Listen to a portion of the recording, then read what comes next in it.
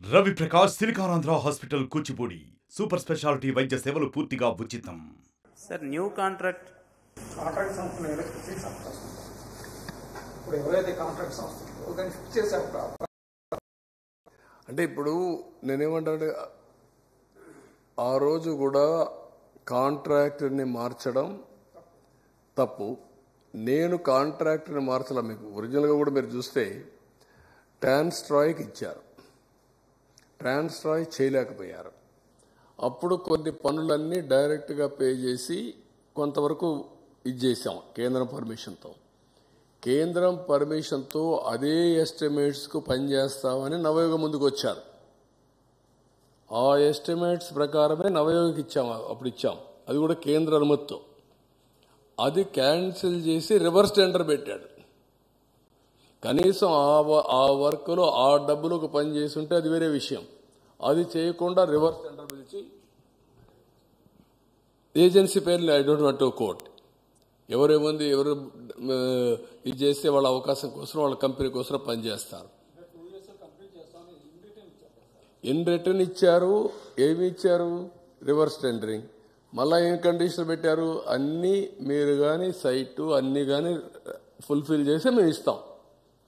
ఇప్పుడు ఏమంటారు? మీరు ఫుల్ఫిల్ చేయలేదు, మేము ఇవ్వలేదు. అసలు ప్రాజెక్టే మునిగిపోయింది, మాకే సంబంధం? మేము రాకమునిపోయి మునిగిపోయింది. You can understand litigation. అందుకే వాళ్ళు ఏమన్నారు, గవర్నమెంట్ ఆఫ్ ఇండియా పాతవాడిని కొత్తవాడిని ఇద్దరిని తీసుకొస్తున్నారు. డ్యామేజ్ చేస్తే ఎవడు రెస్పాన్సిబుల్? ఎవరిని అడగాలి? How to fix accountability. ఆ మాత్రం జ్ఞానం ఉంటే ఇమీడియట్గా ఆలోచించుకోవాలి కదా. నువ్వైతే ఏం చేసి ఉంటావు? సెన్సిబుల్ పర్సన్ అయితే ఎందుకు వచ్చిందరే ఇది, కాబట్టి మనం కంటిన్యూ చేయాలని ఆలోచిస్తారు కదా మీరు. ఏం లెక్క పెట్టుకోకుండా చేశాడు, లెక్క పెట్టుకోకుండా మార్చేశాడు. మార్చేస్తాను ఒక మాట అన్నాడు, ఐ హంబ్లీ రిక్వెస్ట్ అన్నాడు, బెగ్ అన్నాడు, in the interest of the state. కనీసం అభయన్స్లో పెట్టమని అడుక్కున్నాడు. అభయన్స్లో కూడా పెట్టకుండా డెసిషన్ తీసుకొని, నేను డెసిషన్ తీసుకున్నాను నువ్వు అమలు చేయమని చెప్పారు. ప్రాజెక్ట్ వాళ్ళది, వాళ్ళ ప్రాజెక్టు నువ్వు డెసిషన్ తీసుకొని నువ్వు అమలు చేయమని రివర్స్ టెండరింగ్ పెట్టి గోదావరిలో ముంచేయడం ఎంత ద్రోహం అండి. అంటే ఒక పాలిటీషియన్స్ కాబట్టి అడిగేవాళ్ళు లేరా? బాధ్యత లేదా? అదే నేను చెప్పింది. వాళ్ళ మీద పెట్టారు, అందరి మీద. సార్ గత మీ ప్రభుత్వ హయాంలో కట్టిన పట్టిసీమని మీరు కట్టారనే గత 3 ఏళ్లుగా వాళ్ళు వాడుకోలేదు. చివరి 2 ఏళ్లు తప్పని సర్వీస్లో వాడుకున్నారు. ఇప్పుడు పట్టిసీమను మరోసారి ఉపయోగించుకోబోతున్నారా? ఎందుకంటే కృష్ణా డెల్టాకి 5 ఏళ్లు మీ హయాంలో బాగా ఉపయోగపడింది. అది కాదమ్మా, అది ఉపయోగపడితే నీళ్లు ఎక్కడ ఉన్నాయి? పట్టిసీమ ఉపయోగించుకోవాలి, పురుషోత్తపట్నం ఉపయోగించుకోవాలి, అది కూడా ఉపయోగించలేదు. పురుషోత్తపట్నం కూడా అది కూడా ఉపయోగించుకోవాలి. పురుషోత్తపట్నం ఉపయోగించుకోకుండా ఏలేరుకు నీళ్లు ఇవ్వలేకపోయారు, ఆయకట్టుకు నీళ్లు ఇవ్వాల.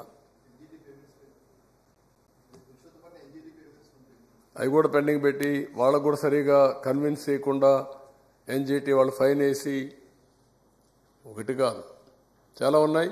ఎనివే, మీరు మీ బాధ్యత మీరు చేయండి, ప్రజల్లోకి చర్చ చేయాలి. రేపటి నుంచి అందరూ వాళ్ళ ఆలోచనలు ఇస్తారు. అన్ని ఆలోచనలు తీసుకున్న తర్వాత ఫైనల్గా వే ఫార్వర్డ్ ఏం చేయాలో మేము కూడా వర్కౌట్ చేస్తాం.